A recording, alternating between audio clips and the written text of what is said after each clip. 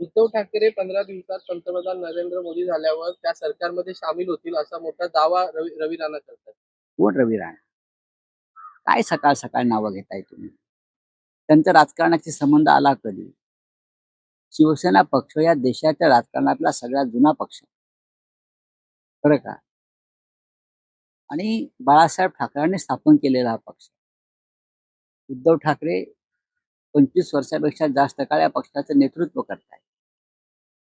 त्या पक्षाचे स्वतःचे 18 खासदार निवडून सुद्धा आलेले, परत निवडून येत.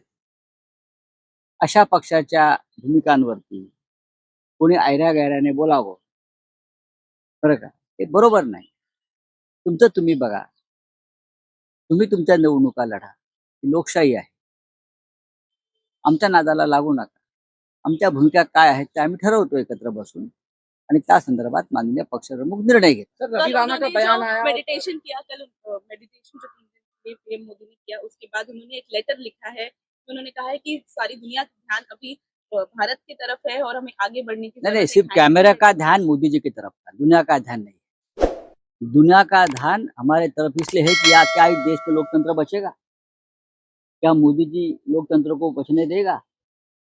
उसका ऊपर दुनिया का ध्यान, क्या मोदी जी ठीक तरह से काउंटिंग होने देंगे?